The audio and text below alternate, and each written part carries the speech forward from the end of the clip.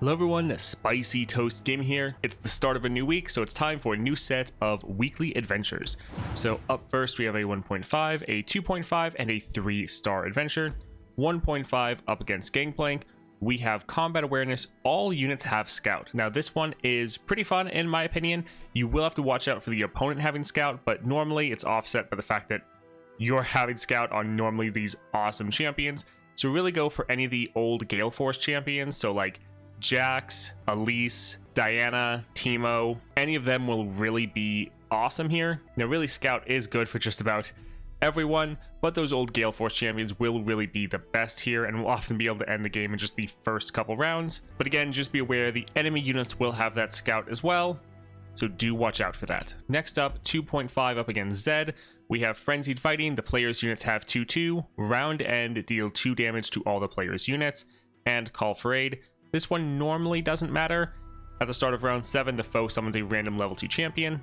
Just try to end before round 7. Normally pretty easy to do, really shouldn't be too hard. For the Frenzied Fighting, this is definitely putting a timer on your units, but normally what you want to do is use those extra stats to just rush down the enemy as fast as possible. So going for a very aggressive deck can be really good, especially if you're going for some of the decks that have a very wide board, so you have more units benefiting from this. So going for someone like Gnar or Misfortune can be really strong. Also Poro King, having a big wide board, you have all your units getting these extra stats, and then you just using all those to try to rush down the enemy as fast as possible. And they're all kind of swarmier decks, and so even if any of your units die, you can normally replace them pretty easily. Another person that's really good here is Darius. Again, utilizing those extra stats to trigger your rallies and really rush down the enemy. Tahm Kench, also very solid here. Since you're taking damage at the end of the round, you're actually able to just use that to scale up your units even more. A lot of different ways you can go with this, but in general, you just want to try to be very aggressive and try to end the game before all of your units die, which is a great counter to the calling for aid because you're already trying to end the game pretty quickly. Last up then, 3 stars up against Nodus. So we have Empire above all, round end, grant all units 2/2, so yours and the enemies. Again, good to go for any of the units that can have a pretty wide board, so you have this hitting more of your own units. And try your best to just kill the enemy units so they can't keep scaling up.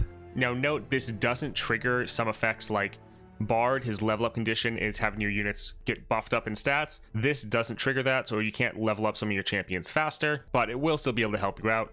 There is also the Withstand, round start, grant the foe's units 1 health. So again, more reason to try to just focus on killing enemy units, that way they're not scaling from both of these.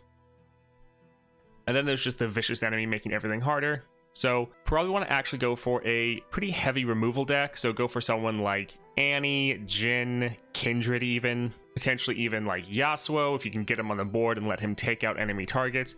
Just any deck where you can really focus on killing the enemy units. Garen would be another one with his single combat. There's a lot of different champions that have many different ways to take out enemy targets, but that should be your main focus here. Over damaging the Nexus, unless you can kill the Nexus, focus on just getting rid of the units on the enemy board. Otherwise, they are going to keep scaling up, and even if they weren't a problem initially, they will become a problem. As long as you can consistently kill the enemy units though, this should be pretty easy. Alright, that's it for our weekly challenges. Definitely comment down below, let me know what you think of these weeklies, or if your region has a different set of weeklies.